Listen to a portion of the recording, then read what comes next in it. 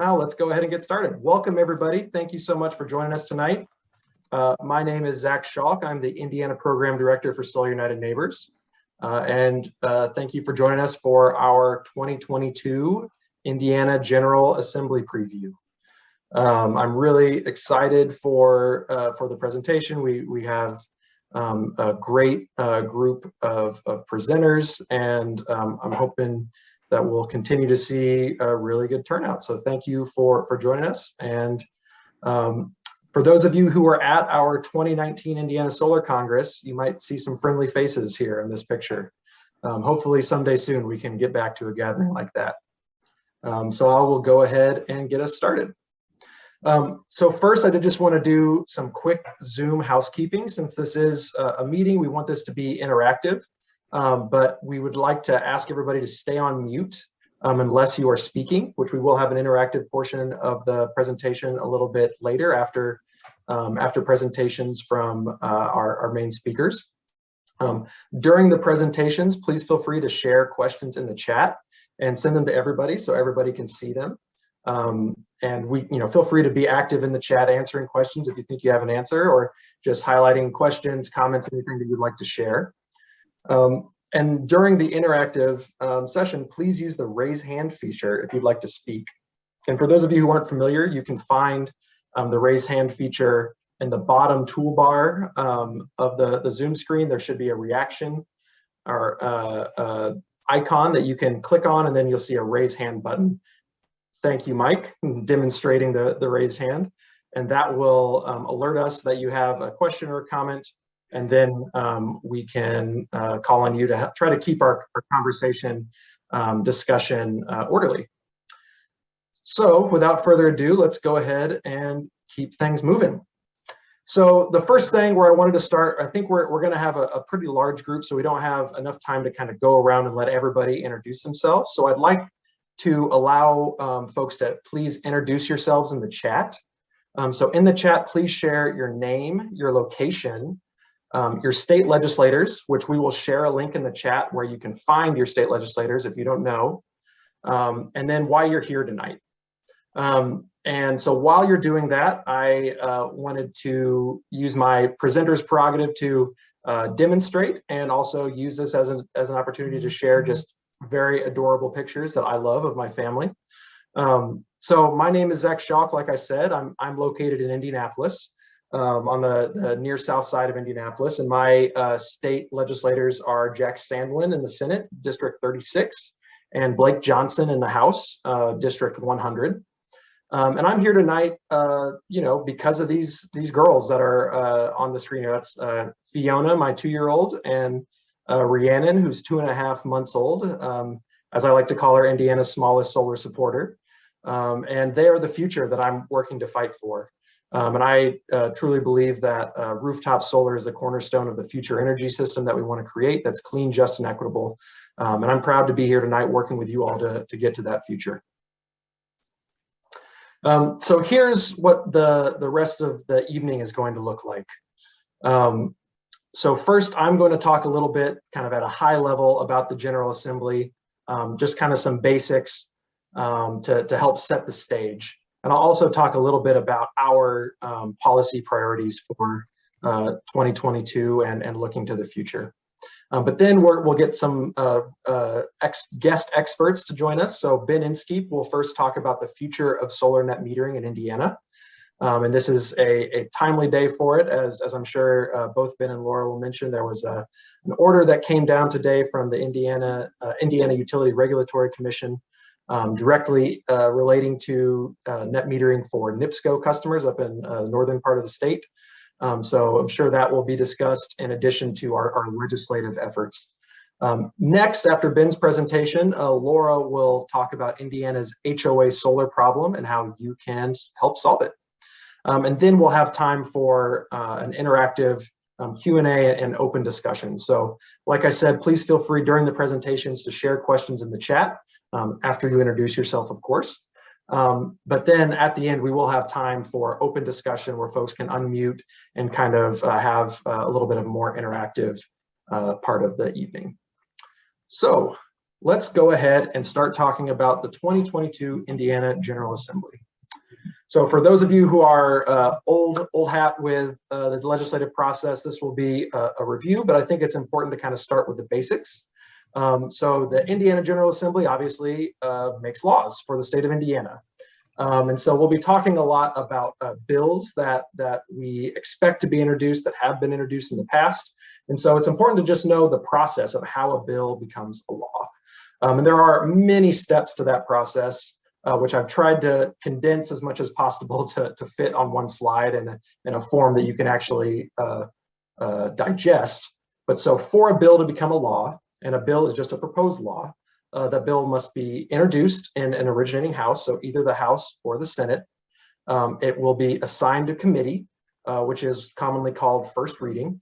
And then that committee must hold a public hearing and then ultimately vote to move that legislation forward, whether they've amended it or not. If the bill passes out of committee, it then goes to the full body for possible amendments, which is called second reading, or then a final vote, which is called third reading. Then if it's voted out of the originating house, it has to do the same thing in the other house. Then if different versions emerge from the two houses, those versions must be reconciled, either with the other house passing the version that came out of the second house, or through a conference committee where they kind of reconcile the differences. And then after the final version passes out of both houses, the bill goes to the governor. Well, he either sign it, veto it, or let it become law without taking action. And in Indiana, we have a weak governor because the legislature can overturn a veto with just a simple majority of the votes, which happened a few times in the past session. So it's definitely something that can happen here in Indiana. And so you just saw, all the steps that a bill must take to become a law.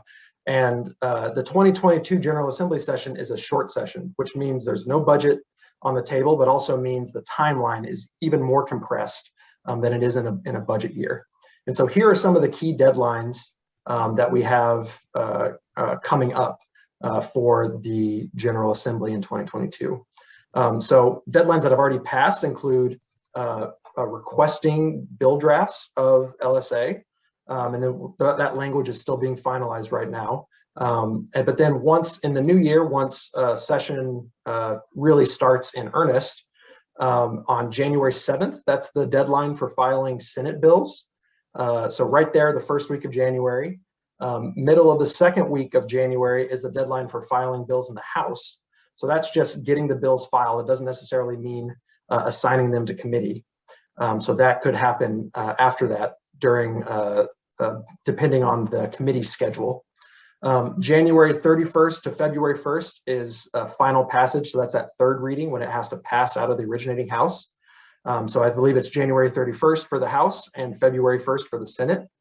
And then the end of February, February 28th or March 1st is final passage out of the second house. So I believe it's February 28th out of the House. So Senate bills have to pass out of the House by February 28th, and House bills have to pass out of the Senate by March 1st. And then supposedly the last day for adjournment is March 14th, though as we've learned over the last 2 years, the General Assembly can kind of do what they want here in Indiana as far as whether or not they adjourn. So that's the timeline that we're working with. And the main takeaway is that things are going to happen very, very fast. And so it's important once the session starts, and even now, to be communicating with your legislators and making sure they know that you're paying attention and what your priorities are as one of their constituents. The next salient point about the General Assembly is the partisan breakdown of the Assembly. So there are Republican supermajorities in both houses. 71-29 in the House and 39-11 in the Senate. There's some great maps at this website, capitalandwashington.com, if you want to dig into some interesting Indiana political history. But the main, it's plain as day what the takeaway is here. The Republicans control both houses and the governorship. And so they really are holding power in the General Assembly.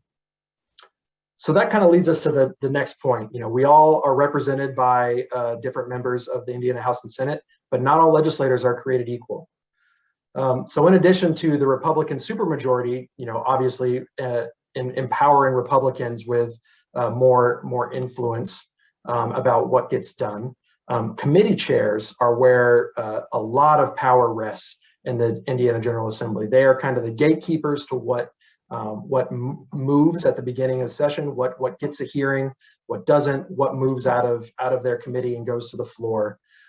So committee chairs have a great deal of autonomy and authority, though the caucus leadership can have some influence in certain cases.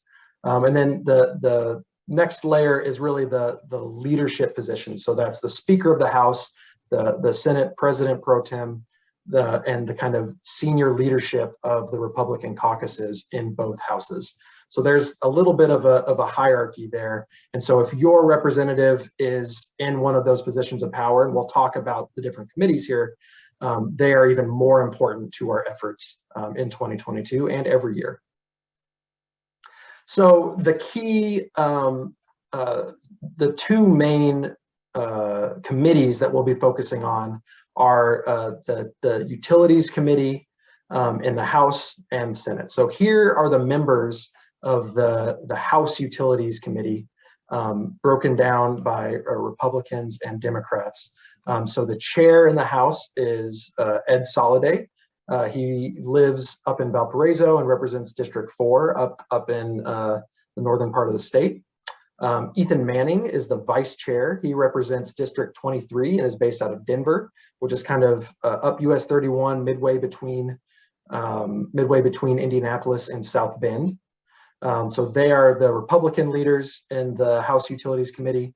On the Democratic side, Matt Pierce out of Bloomington is the ranking minority member. So he's kind of the Democrat in the committee with the most seniority.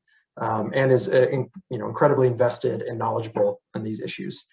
So if you see your legislator in the House on this list, go ahead and share that in the chat. That's good news. That means you have somebody who can help move the needle on some of these important energy issues in the House.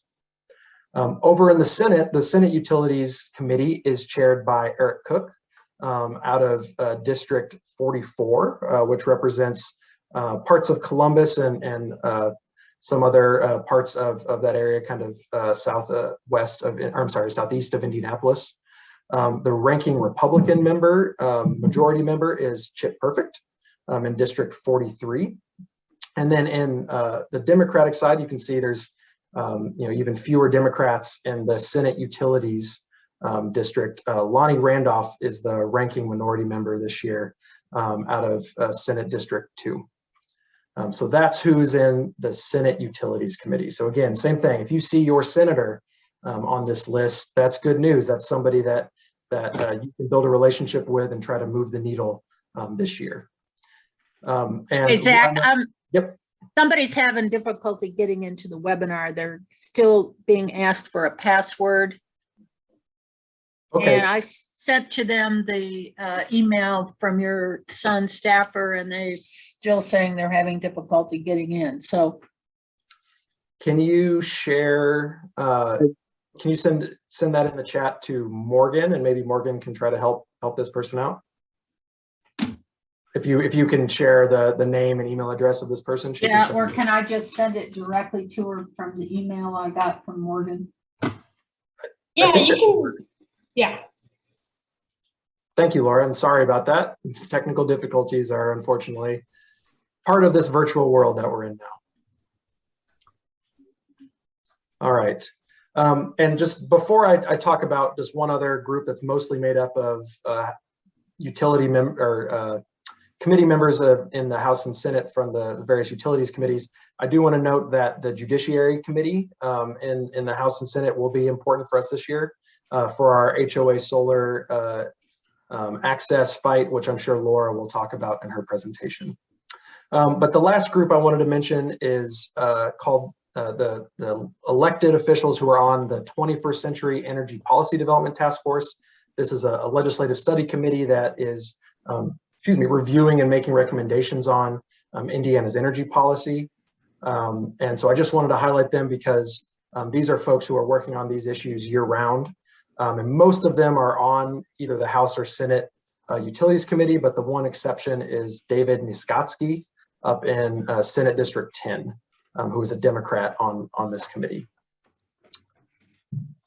All right, so next I just want to talk very briefly about SUN's policy priorities. Ben and Laura will dig more into the weeds on our kind of top 2022 legislative issues in their presentations. But I did just want to highlight, what we're fighting for. So first and foremost, in Indiana for rooftop solar, the issues of net metering and securing, protecting traditional monthly netting are critical for us. That really is the foundation of distributed solar, especially rooftop solar economics, and protecting a fair value for the energy that's sent to your neighbors on the grid from your solar panels is our #1 priority. Securing solar access rights. So expanding market access by establishing HOA solar access laws that will prevent HOAs from unreasonably restricting or banning homeowners from installing solar on their own property, but also expanding access to financing and other issues that are preventing homeowners, especially, but all Hoosiers from enjoying the benefits of solar. And then third, something that we're not going to talk about in depth tonight, but it's something that we will certainly be talking more about in the future, is community solar. So we are strong advocates for community-owned solar here in Indiana so that all Hoosiers can benefit from distributed solar, whether they own their own home, whether they can afford to put panels on their roof or not. And so we believe that a real community-owned solar program is critical for the future of this state. All right, so the last section that I want to get to before handing it over to Ben is what can you do? And we'll come back here and we'll close the meeting on this topic, but I did just want to kind of get you thinking about what you can do as you're listening to Ben and Laura. So we're obviously all here tonight because we believe that we can work together and win. Our SUN's whole theory of change, our model of action, is based on helping Hoosiers go solar, join together, and then fighting for their energy rights and creating a virtuous cycle of more Hoosiers invested in the renewable energy future, also creating the constituency and the grassroots power that we need to create policies that allow more Hoosiers to join that future. So that's really what we're here talking about. And so there are all kinds of things that you can do in talking about lobbying as far as communicating directly about specific issues or bills with your legislators. There's a little bit of a hierarchy going from mass online action at kind of the base, which is what the largest group of people will do, but also has a lower impact, though it is still an important thing to take, moving all the way up to an in-person meeting with your legislator where you can have a direct interaction, build a relationship, and really kind of stick in their head and hopefully influence their decisions based on that experience. And when Laura talks in her presentation, we'll really be hearing about a success story about building relationships with your legislators, coming from Joey Miles, who's also on the line, and his struggle for the HOA solar access fight here in Indiana.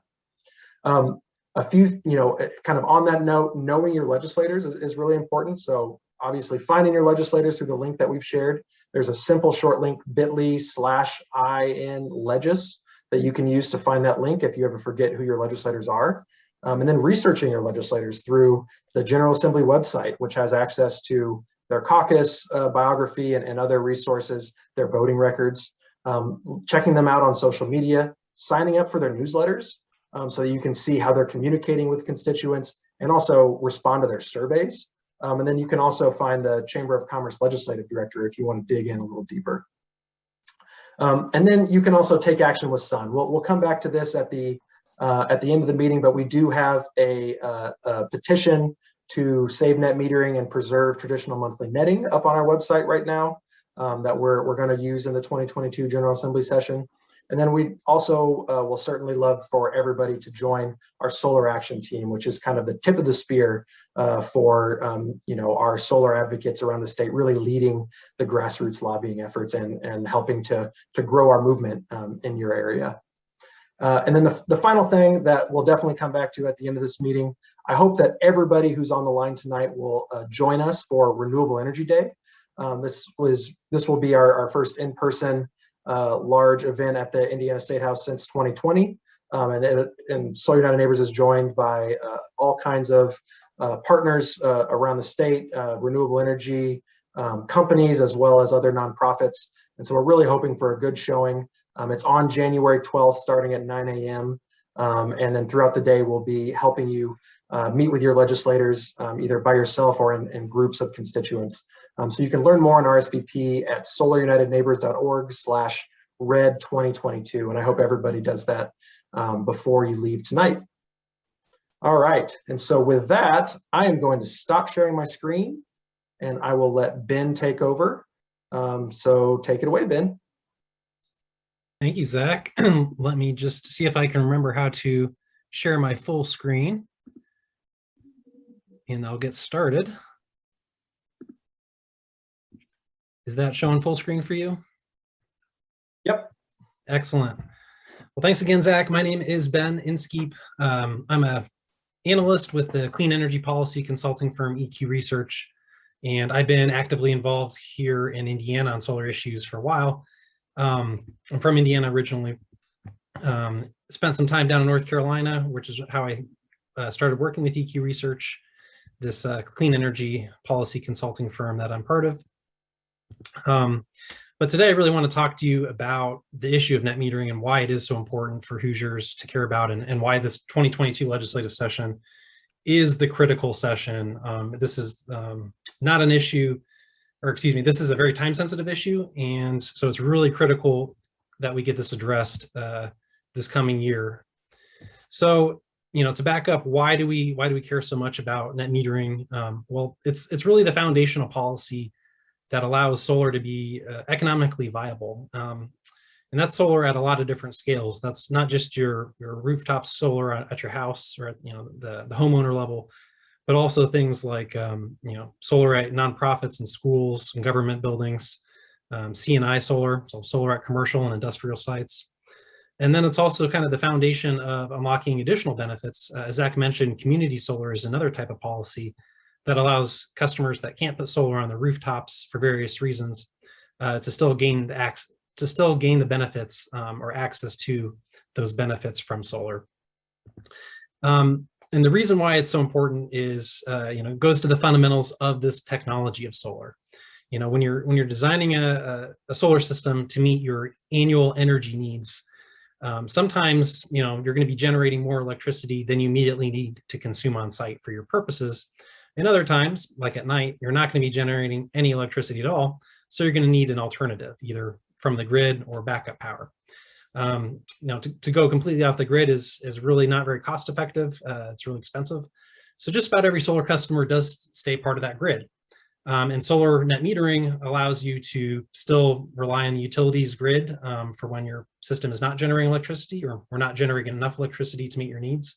And it allows you to share electricity with the grid when you're generating more electricity than you're immediately using at your house. So here's a simple diagram kind of showing that. Sometimes you can see the orange arrow going to the grid. Sometimes you're going to be pushing out energy onto the grid to share with your neighbors because you're generating more than you can use. At other times, shown by the blue arrow here, you're going to be taking energy from the grid because you need to supplement the power you're generating yourself, or because your system is not generating at that moment in time. And so net metering is, okay, how do we deal with the fact that there's these flows of energy going in both directions? Sometimes you're putting energy on the grid, sometimes you're taking it off the grid. How do we account for that and make sure customers are fairly credited for those benefits they're sharing with the grid and are paying their fair share for the grid when they're using energy from the grid? The simple a simple definition of net metering is that it allows you to exchange 1 kilowatt hour of energy that you put onto the grid by taking off 1 kilowatt hour of energy off the grid at a different moment in time. So it's a perfect one-to-one match. If you generate 1 extra unit of energy on Monday, On Tuesday, you can take that 1 unit of energy back off the grid at equal 1-for-1 match. Now, that policy has been undergoing some changes.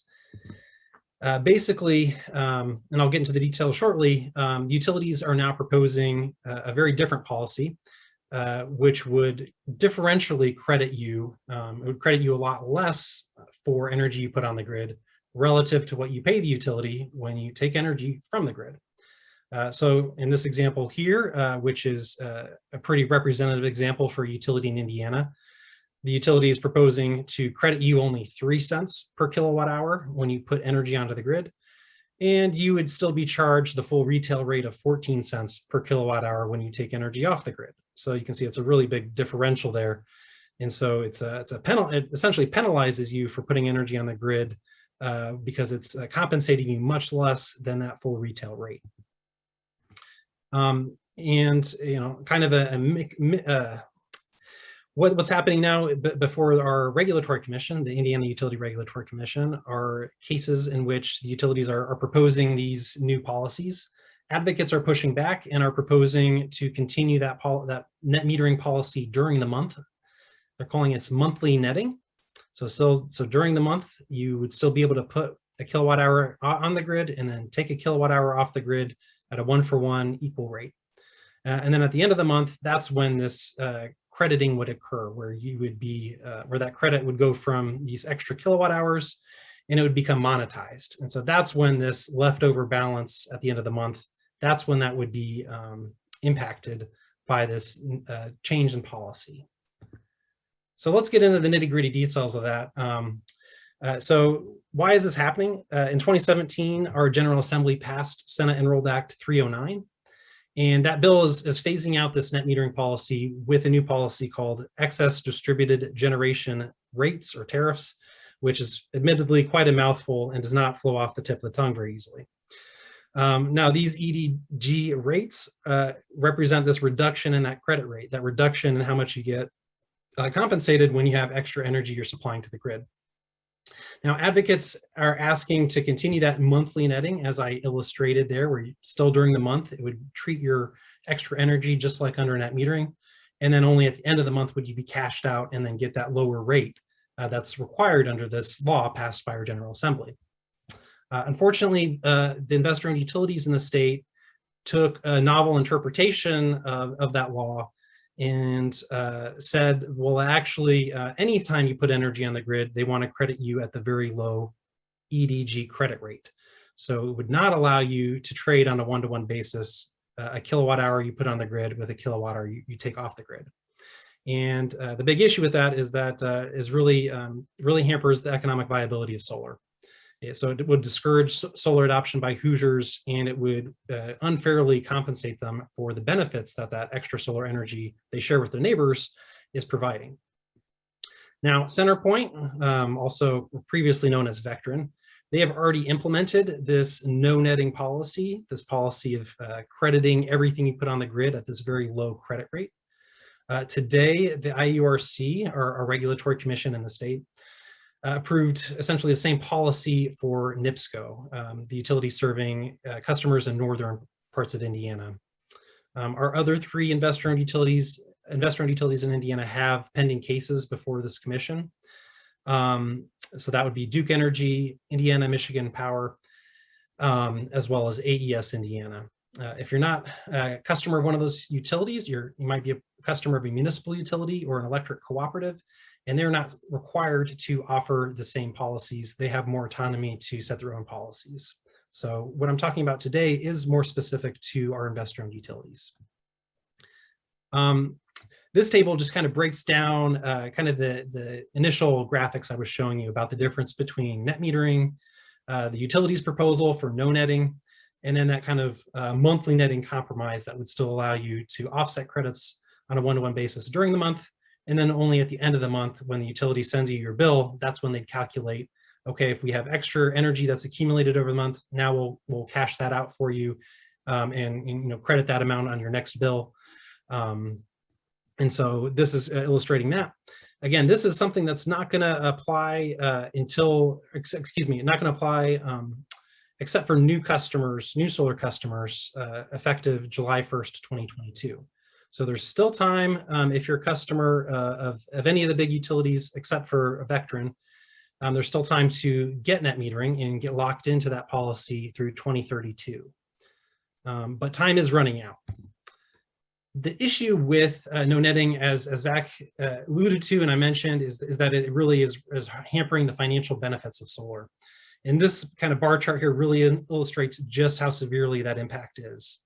For our utilities, it's going to be a reduction in that compensation rate for anytime you put energy on the grid by 70 to 80% or so. So it's not a gradual decline. It's not a modest change. It's not something that an industry can respond to by just becoming more efficient or making operations changes. Now, this is a devastating overnight change that no industry can really react to an 80% reduction in the value of their products overnight like that and still be able to continue to offer that service. What does it mean for the payback period when you're investing, making a big upfront investment to go solar? How long does it take to actually financially see a return on that investment?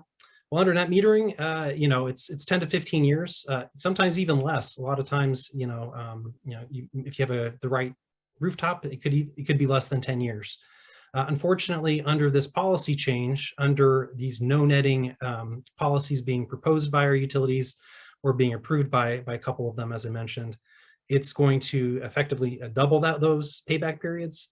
We're talking now a payback period of the 25 to 30-year range. And so that's not really an attractive financial investment for a lot of folks. It's really going to reduce the amount of Hoosiers and the types of Hoosiers that are going to be able to afford to go solar. And it's going to really negatively impact the solar industry in our state as a result.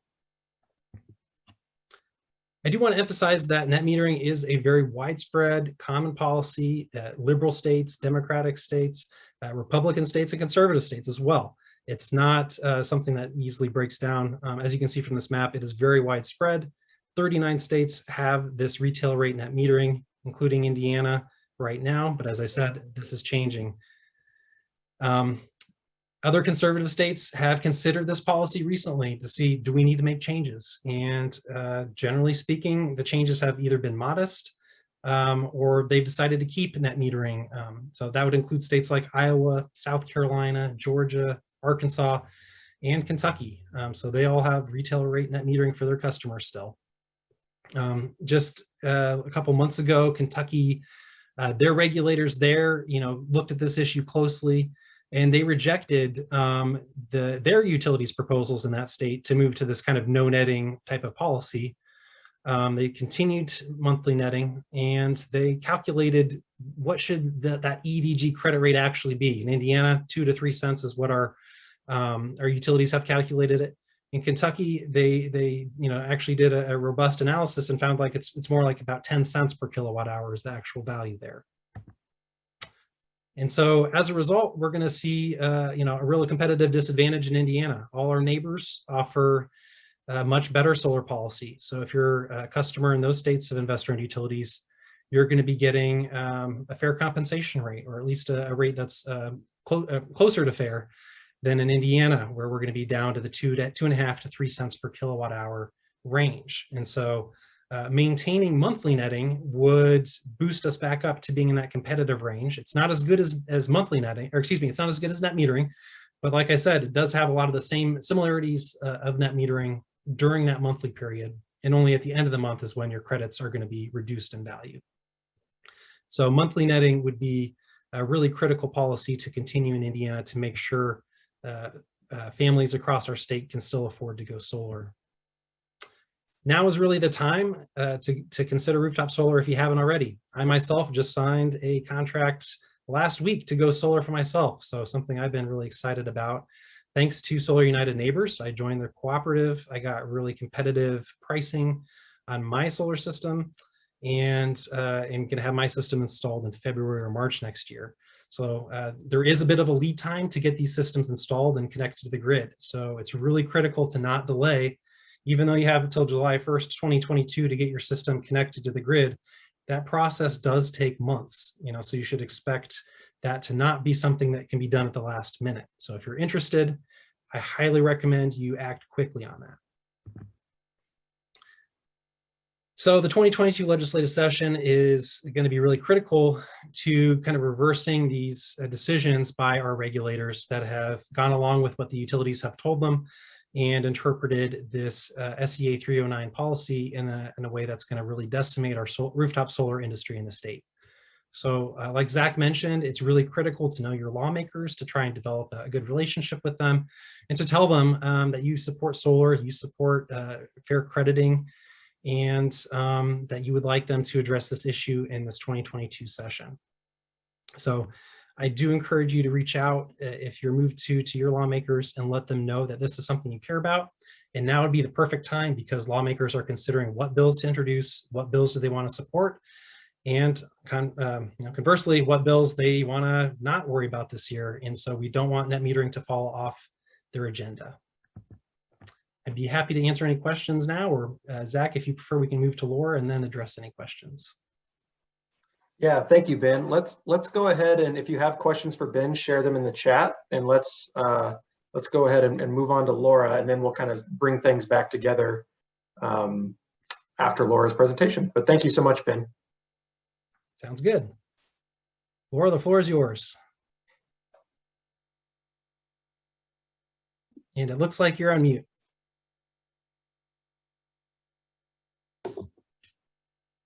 Okie dokie. All right. Okay. All right. I'm unmuted. You should be able to see full screen of my slides. Yes? Looks good, Laura. Yep. Okay, now I just need to know how to scroll. Okay, who is Indiana Distributed Energy Alliance, or IndianaDG? And DG stands for Distributed Generation.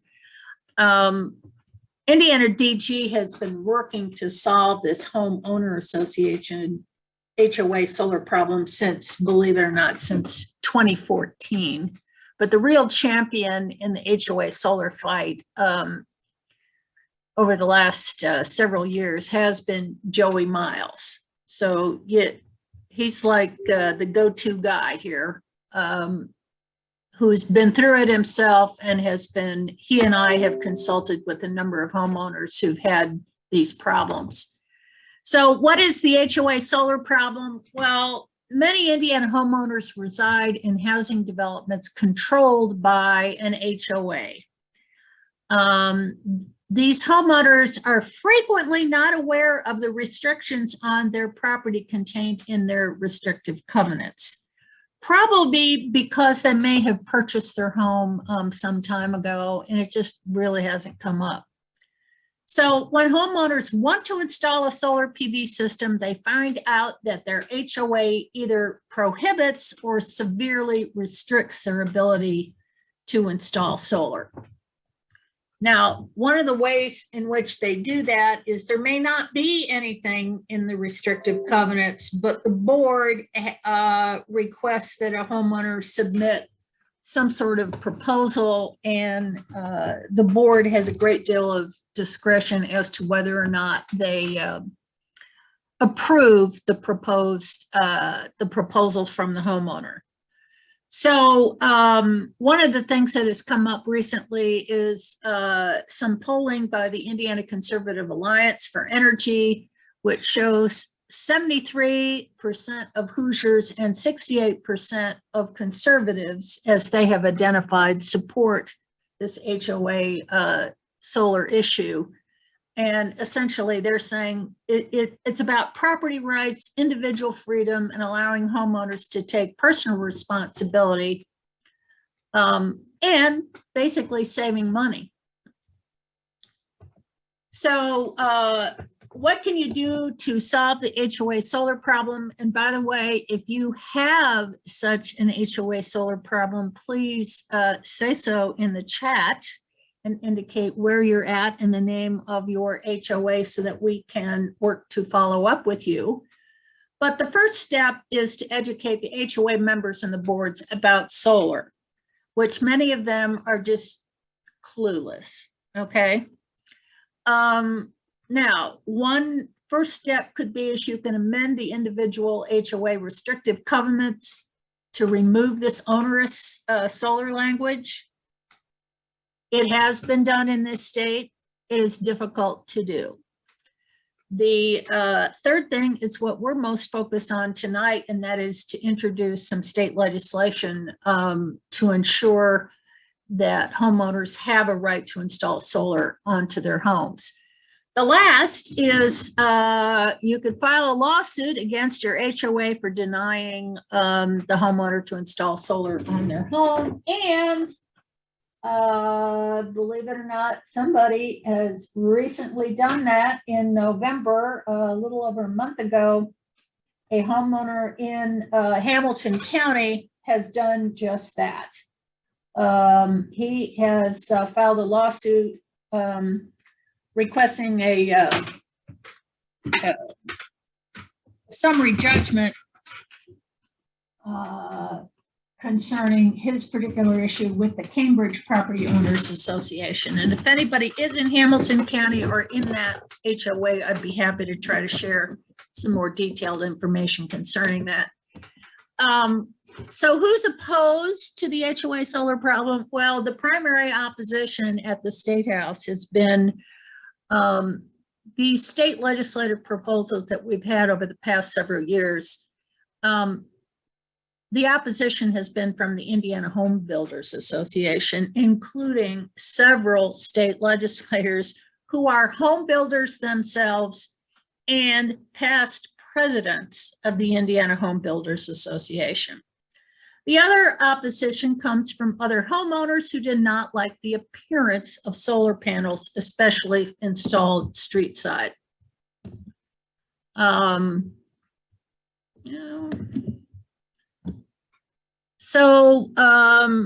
But the bill has gotten wide bipartisan support, and we've had Republican co-authors and sponsors for the last several years. So we're doing what we should be doing. Joey in particular has indicated that he has information that the HOA boards are waiting on the Indiana General Assembly to take some kind of action before they take any action. But many of these governing documents in these restrictive covenants refer to outdated technology. For example, solar heat panels, which was a technology that was available maybe in the early 1980s that just is not being done anymore. And so the majority of solar systems that people are installing are solar PV. So the problem's not going away. Every year, more and more people are facing this problem, and it is not, as some of the state legislators are trying to indicate, it's not a one-person issue. It is a statewide problem, and the state legislature needs to take action. So why do homeowners want to install solar? Well, most of them want to install solar to reduce their electricity cost. Older homeowners hope that installing solar will permit them to stay in their existing homes by stabilizing their expenses. Some homeowners, obviously, including those on the webinar today, want to install solar due to their concern for climate change and the detrimental effects of burning fossil fuels. There are at least 25 states and the District of Columbia who have already enacted this kind of legislation. So we're not on the cutting edge. We're right smack dab in the middle again. There is concern that solar installed on a residential property in an HOA would adversely impact property values. And there are 3 references here. Zillow has done some research on that, indicating that solar homes actually sell for a little more than 4% more. Solar panels can add an average of $15,000 to the value of a home. And then there's additional information available from the Solar Energy Industries Association that if you're going into this battle yourself, you ought to familiarize yourself with. So another issue is, so why isn't utility scale solar farms enough? There's some people who believe that utility owned and operated solar farms should do the trick. So why do individual homeowners need to want to install solar on themselves? And to be honest, we need to have both utility scale solar as well as customer owned rooftop solar. Plus we need to add to this community solar, as was mentioned previously by Ben. So I don't want to go through the long history. It's messy and to a certain extent ugly, but there has been proposed state legislation has been introduced by Indiana Republican state legislators for the past several years. Some of these bills have received committee hearings and even passed third reading in the Indiana State Senate. But again, here are some of the things. I think we already covered those. That's a duplicate slide, I think. So we just need to take action. So we do have, and I don't want to discuss too much, but we do have another individual, Representative Mike Speedy, who's a Republican on the south side of Indianapolis, who has requested and received a proposed bill draft, and he has now recently shared that this week with members of the Indiana Home Builders Association and two of those state legislators who are home builders themselves, Senator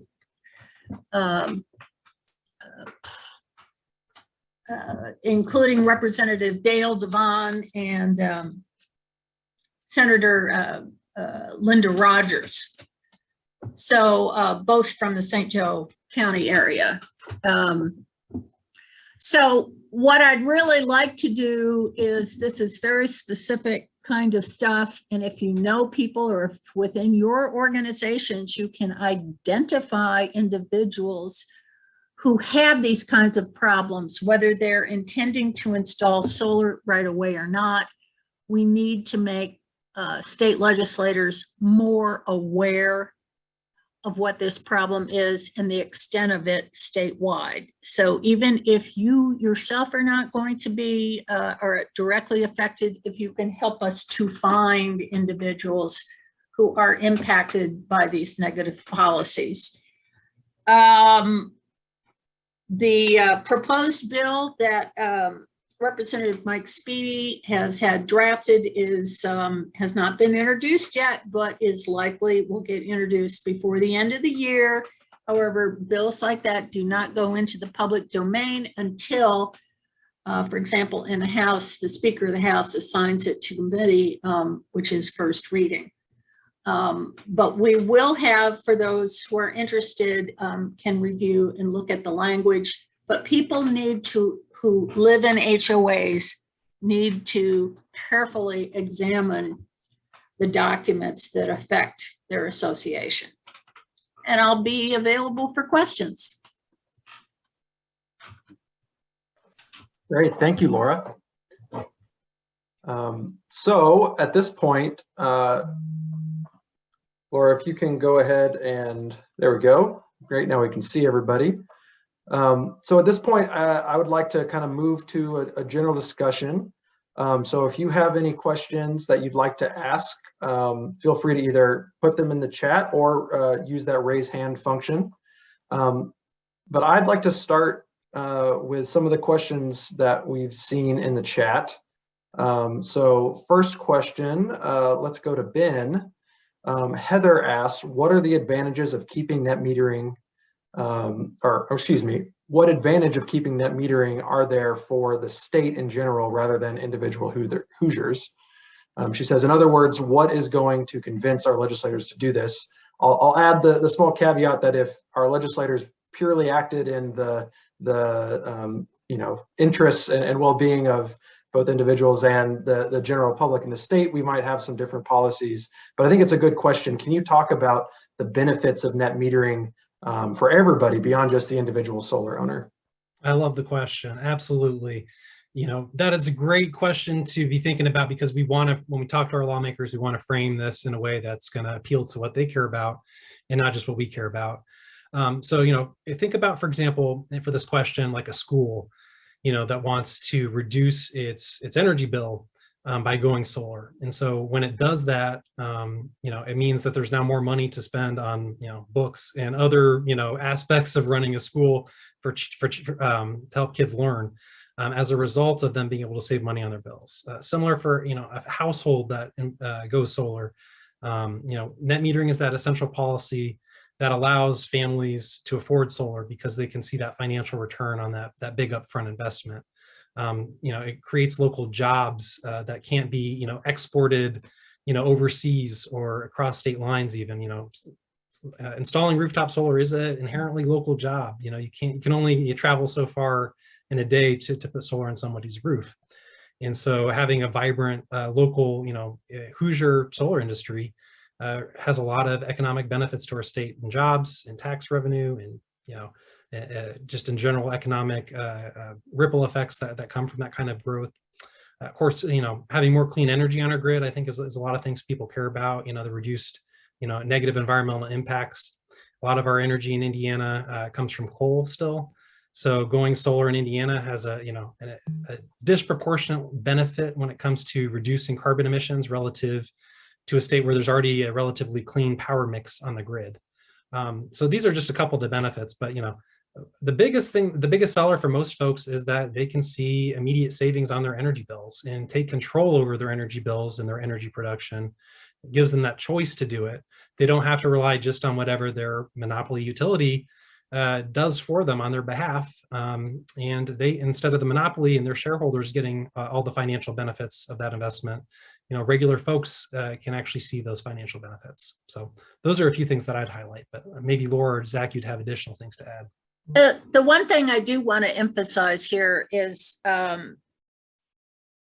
the NIPSCO order today means that if a school, local unit of government, library, etc., anything other than a residential customer will not be permitted to have net metering until July 1st, 2022. The impact for those customers will be immediate after the first of the year if, number one, they have not submitted an interconnection application by October 1. Number two, they have not received an executed interconnection agreement by the end of this year.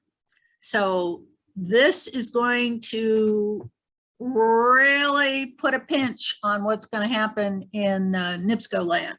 So people need to understand that this order, there's not a delay in the implementation.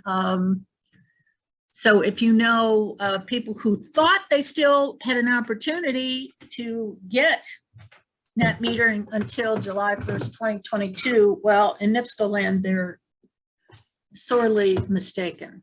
Yeah, that potential bait and switch of people who are deep in the project development thinking they had the net metering financing, then having the rug pulled out from them is definitely something to be on the lookout for. So the next question I want to go to also comes from Heather. I promise I will ask other people's questions as well.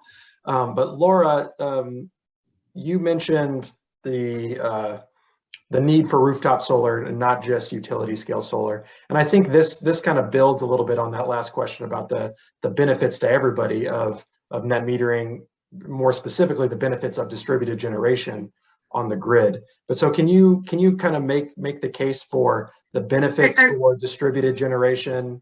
Yeah, I really don't want to have to deal with that right now. Okay. Okay. Ben, is that something? Somebody else wants to answer it, that's fine, but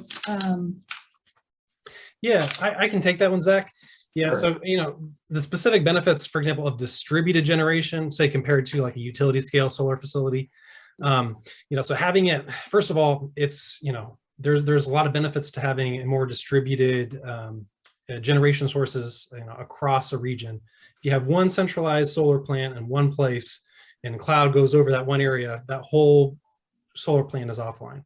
When you have it distributed across the entire state, you have a lot more now reliability benefits. If there's a cloud in one area, it's only going to dip the generation just a little bit because the other solar across other places are making up for it.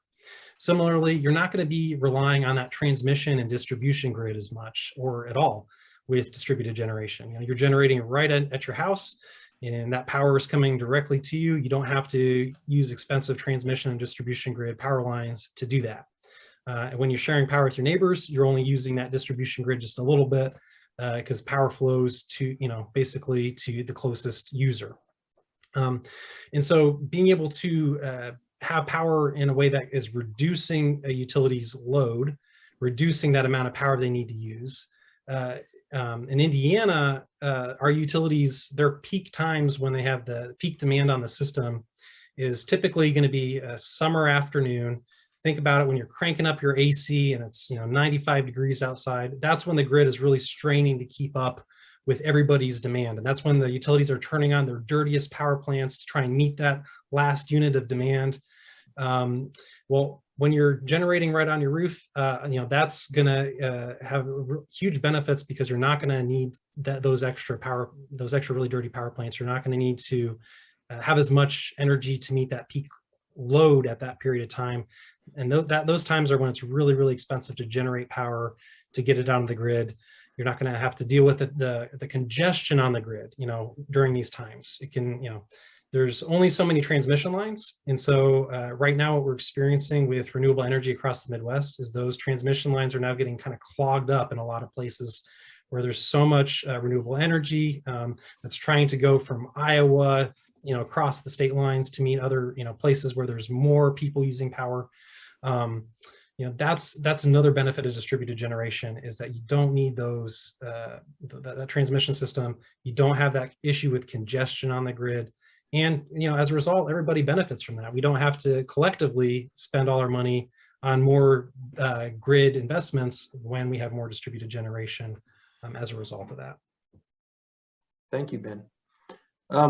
Laura, Cliff asks, says before dialoguing with a representative who may have been a builder, I'd like to know what their objections. Well, who is it? And tell me who it. Cliff, can you indicate who you think is a builder specifically? I don't want to deal with this in the abstract. I have no idea as to who is or was a builder. I just hear that the builder. You look at their resumes online. So who are your legislators that you're concerned about? The remark was made in somebody's presentation that the Builders Association is. Yes, correct. But there's a finite number of these state legislators who are home builders, and so we know who they are. So I'll help you offline if you're wanting to deal with that. But it gets into the way in which a planned unit development in which a developer puts together a neighborhood, okay? And while the project is being developed, the home builder has control over the homeowner association. After a certain percentage of the homes or the properties are sold, then the authority for the control of the HOA shifts to the homeowners themselves. So one of the alleged problems is that the home builders believe that having solar installed while they are still directly involved in trying to sell the lots and still sell the homes will have an adverse impact on their ability to get top dollar and to get those lots sold. Okay? Yeah, that helps. I'm not going to say more though until my blood pressure goes down. Well, I'm happy to try to discuss that with you a little bit more offline. That's fine. I don't really want to get into the personalities of this publicly on the webinar. I wasn't interested in talking about personalities. I just wanted to know what the general concern was. That Thank is you. their general concern. They think it will reduce property values. Yeah, thank you. Yeah, and we should say, Laura, right, that, there's a lot of research that actually shows the opposite of that, right? Where property values Yeah. are actually increasing when they have solar on their rooftops, right? Yeah. Yep. I'm also thinking in terms of homeowner associations that are in existence long after the last house has been built. Yes, absolutely. There's a long tail to this for sure. Right. Let's see, Ben, this might be a good one for you because I know you've been active in some of the California cases, but Leslie Gardner asked, why are we not requiring all new construction to have solar? Yeah, I mean, that goes to, California has that kind of a policy. They adopted that a year or two ago, where they do require new construction there to put solar on the rooftops or to otherwise access solar to benefit those residents. I think that this, the answer is kind of simple. It goes to the politics of our state. That kind of a policy is just not something I think there's a political appetite for by our General Assembly. I think that kind of a mandate there would be kind of a general view that something like that could increase the cost of housing in Indiana and or be overly prescriptive in the requirements. And so those two things might be areas where you find a lot of lawmakers maybe being opposed to that kind of a policy. At this stage of the game, I think rather than trying to go for something like requiring solar in new construction, is to require that developments and buildings are what's referred to as solar ready. In other words, oriented properly, having the street layout be such that it makes it easy at a later time for the structure and the buildings to install solar. Now, I have been following this issue in California previously, and I can tell you at one point in Davis, California, they were requiring solar in new construction. That's because a bunch of, how shall I say, radical solar advocates on the city council had the power to do so. And it was really more a way to control development, which they were not real thrilled about having extensive additional construction in Davis, California. So there are a lot of different reasons. Also, the building code is basically addressed by a different group of people, not state legislators, okay? And we're having a hard time even getting updated Indiana energy codes for buildings. So it's, Leslie, I'm not sure where you're, Gardner, where you're from, but there are some other things that could be done at the local level in terms of what goes into development standards. Yeah, that's what I was just going to add is I'm not sure that we necessarily look at the state level for some of this kind of activity, but there certainly is interest at the local level. I know here in Indianapolis, the city and the city county council are looking at both EV ready ordinances for certain type of buildings, new construction, and are at least interested in the idea of solar ready roof type ordinances, though I don't know that there is any definite action in that direction right now.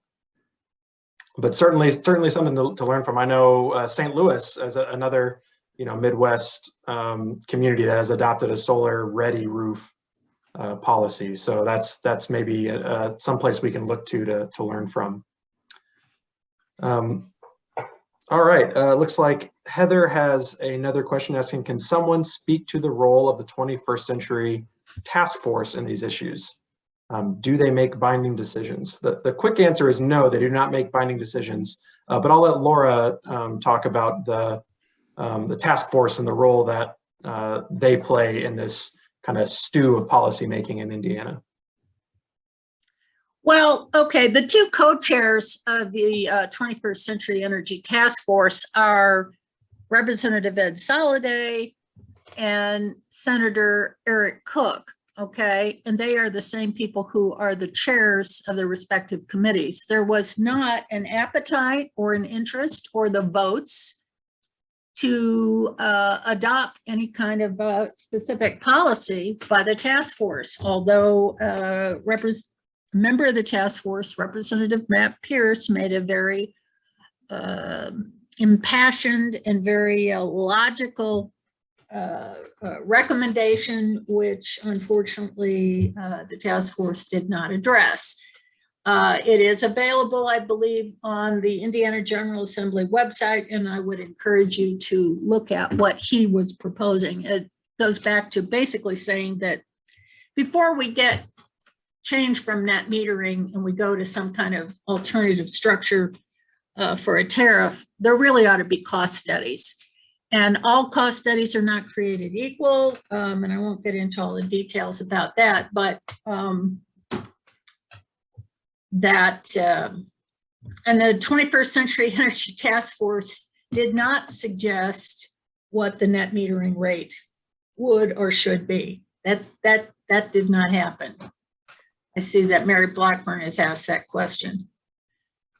Yeah, they actually saw a very similar presentation from our very own Ben Inskeep, and then declined to take action. But I pulled up the document that Laura referenced from Representative Pierce, and I will share it in the chat. I don't know, are there other questions? I think I maybe skipped a few in the chat. So if anybody has a question that hasn't been answered yet, please feel free to unmute yourself and let us know. Yeah, go ahead, Mike. Yeah, I have two questions. The first, with respect to the task force, now that's brought up. How is it that in 2021, we as a state can have what's called a 21st century energy policy task force that is all lily white and male dominated? How can that possibly be? We were talking here in 2021 about a 21st century energy policy task force. How can we have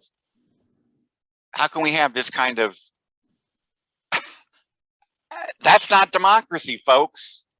That isn't democracy. We don't have democracy here in Indiana.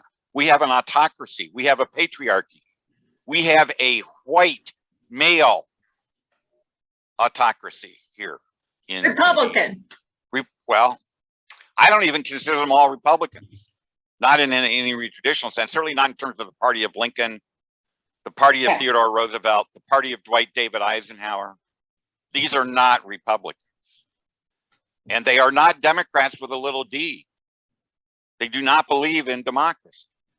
So we have to deal with some of these really, really bad realities here in the state of Indiana. We cannot look at this as politics as usual as we learned it in junior and senior high school, because it does not exist anymore in the state of Indiana. It's gone. It's been taken away. And the utilities have played a major role in what's happened to politics and democracy in the state of Indiana. Until we start dealing with that reality, we're not going to get anywhere, because we're just going to be banging our heads against this brick wall that they built against change. This brick wall they built against, people who look different than they are, people who think differently than they do, having any rights or any ability to participate meaningfully in the public policy process. So that's my one question. How the hell can that happen in the state of Indiana? When you look back, the state of Indiana, when you look at the Constitution of the state of Indiana from the 1850s, they were populists.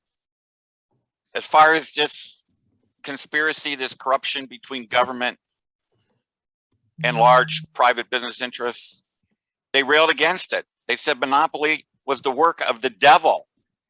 Well, and that's part of why we have the weak governor's office, is because of those efforts, last start in the 19th century to avoid some of the concentration of power issues in that office. So I think, yeah, go ahead, Ben. I would say that goes, directly to the issue of why I think, decentralizing our power literally with distributed generation also, can help with some of those issues you're discussing, Mike. And that's because, by empowering people to access their own energy, their own clean energy investments where they can benefit and they can become invested in our grid and in our energy system. That really does help spread out the wealth, so it's not being concentrated with only the few and the monopoly utilities and their shareholders. I think that's one of the things that gets lost here with this situation, as far as going to quote unquote instantaneous or really no netting versus monthly netting. What the utilities are essentially doing is they're making it financially impossible for people to power their own homes. And since human beings have had the inherent right to power, to light, to warm their own homes. And we're not energy slaves, but we are energy serfs here in the state of Indiana. And, we really need to understand that this is not just public policy. This is about the fundamental values of liberty and democracy and self-determination, and the extent to which we are becoming enserfed here in the state of Indiana. I think, whether we're white, black, whether we're Protestant or Catholic or non-denominational or whatever, we need to understand how we are just being stripped of rights that Americans have taken for granted since the founding of the nation, and since people have taken it granted since they discovered how to make fire. Well, that's certainly why we're here, working together to try to build the power we need to take that power back. I think you're absolutely right, Mike. Two people have raised their hands. Are we going to get to them? I was just going to go to Jody next. Hi. Hi, Jody. How are you? All right. I'm loving Mike. I gotta tell you. Hey, I don't really know if this is going to be like the best place to ask this question, but at one of our other meetings that I actually made it to, I wanted to ask this, and I really would like to know if anybody in the crowd there has this information that they can pass on, because we keep talking about high demand times, like in the summer when it's really stupid hot. And for me, my high time is when it's really stupid cold. And I haven't heard a lot of information floating, whether it was social media, in the news or whatnot, like I have in the past, about brownouts and blackouts and such from these instances. So I was wondering if anybody knows of any research reports that I could reference if I start talking to any of our legislators or anybody about how solar is making a difference in that, because one of the reasons I got my panels was because I wanted to help to that effect. A good question. I have some thoughts, but I don't know that I have any particular reports or good sources. Ben, Laura, do you all have any kind of go-to resources for that kind of information that Jody is talking about? Well, the utilities have to file that kind of information with the IURC. So, and they do have presentations about those kinds of issues, but it gets pretty technical. You're talking about their reliability filings? Yeah, right. So I'm not sure I think that's where I would be going. Maybe even not necessarily and specifically in the Indiana context, but in general about the role that DG solar can play in reliability and resilience. I know there's a lot of great stuff that came out. Well, great stuff is maybe the wrong word for it, but after the hurricane and New Orleans wiped out power and kind of the resilience hubs that were in place down there, and the important role that they played in maintaining, community comfort and food and shelter. That I think is a good place to start. And then also last year in the Texas blackouts, the rolling blackouts, the stories of homes that had solar and batteries and were able to provide shelter for their neighbors and their community. I mean, those instances those are kind of good anecdotal stories, but I'm not sure of a good kind of, I don't know, all-encompassing study in that area. One study that comes to mind for me is the Vibrant Clean Energy study on the benefits of distributed energy. And so that study looked at, how things like distributed generation, community solar, rooftop solar can save everybody money, save the whole grid money as we're moving to 100% clean energy future. So that's one study that actually quantified that looked into the rigorous modeling at a very granular scale. One group that I might browse their website on for maybe some more reports or details could be a group like Vote Solar. I think maybe they've done some work on the resiliency side of things, the reliability side of things, and would have more information there. Certainly, our national laboratories are also great places to look for this kind of information. So specifically the National Renewable Energy Laboratory or the Berkeley Lab. Those two groups do a lot of renewable energy modeling and analysis, and I often rely on those reports. Yeah, and the one thing when Ben mentioned Vibrant Clean Energy, it made me think of the Local Solar for All campaign that has a local solar roadmap that definitely includes information about resilience. It's mostly about kind of grid efficiency, but there's definitely some nuggets in there, and their modeling is based on the Vibrant Clean Energy model, and that's a coalition that both Solar United Neighbors and Vote Solar are a part of, along with other companies and organizations nationally. So I shared that in the chat. And if you click on the Local Solar Roadmap link there's some really good information in that report. All right, and Mike, I see you got your hand up again. Yeah, 2 points quickly. First, there was a professor from Carnegie Mellon, Herbert Simon, who won a Nobel Prize for research that he did on what's known as decomposable and nearly decomposable systems. And this is essentially the concept that we're talking about, in our terms, microgrids, and having a macro grid that is essentially a system of microgrids. And that's what the research that the national labs are doing, for example. That's where you get the resiliency, to have a macro grid of microgrids. And at the heart of a microgrid, of course, is a distributed source of power, particularly, not exclusively, solar. The second thing, and a lot of people don't know this, here in Indiana, just by having solar panels, that doesn't give you squat when it comes to a power outage, because the way things are set up is when the grid goes down, your panels have to go down. They make you turn them off unless you have your own, what's known as a nano grid, a small microgrid that you can isolate from the grid. Because in theory, having the power coming from the solar panels with the rest of the grid down poses a risk to the workers who are trying to get the rest of the grid back up.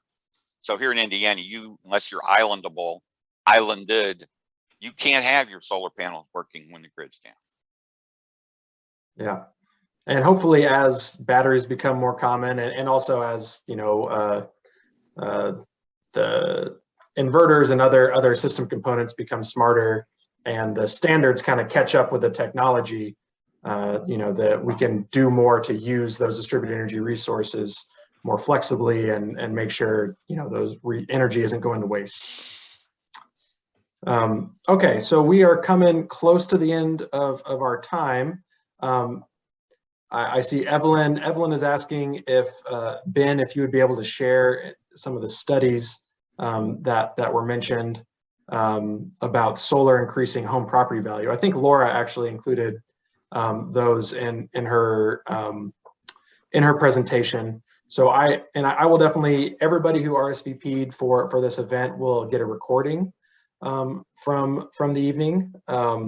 And I will say that there's on the Solar United Neighbors website, we definitely link to many of the HOA solar studies and other references, or I'm sorry, reports that Laura mentioned. So we can make that available. Ben, thank you for sharing the money.com link. So let's go ahead and wrap things up. Thank you all again so much for sticking with us tonight. If you've made it this far, you are definitely a leader in Indiana's solar movement. And so if you haven't already, we'd love to invite you to join Sun's Solar Action Team. I'll go ahead and ask Morgan to trigger our poll on the question. So if you would like to be more engaged in our advocacy efforts by joining the Solar Action Team, please let us know and we'll loop you in. There's an email listserv where we share information and strategies. We have a lot of resources that are shared across the group. And then you also will be able to participate in trainings and participate in other events that will make sure you are helping to lead the way for a renewable energy future here in Indiana. Leslie's saying the poll won't let her submit, so. Me neither. I don't know if there's anything else that we can do there. If the poll isn't working for you, please feel free to just share if you're interested in getting us following up with you about the Solar Action Team in the chat, and we'll collect that information. So the last thing, again, the next kind of event that we have coming up is Indiana Renewable Energy Day. That's January 12th at the Indiana State House. Even if you can't make it there in person, please do RSVP for the event, and we can get you resources to share on social media and also help you connect with other constituents. So even if you aren't there in person, hopefully you can meet with your legislator either back in your district at a different time or virtually. But we really need to make sure that our voices as Indiana's solar movement are heard at the legislative session this year if we want to see change. So I hope that everybody will RSVP for the Renewable Energy Day event. We can go ahead and share that link in the, thank you, Morgan. Share that link in the chat. So before you close your computer tonight, please go ahead and RSVP if you haven't already. It was cool to see RSVPs coming in during the event earlier. So thank you for everybody who did that.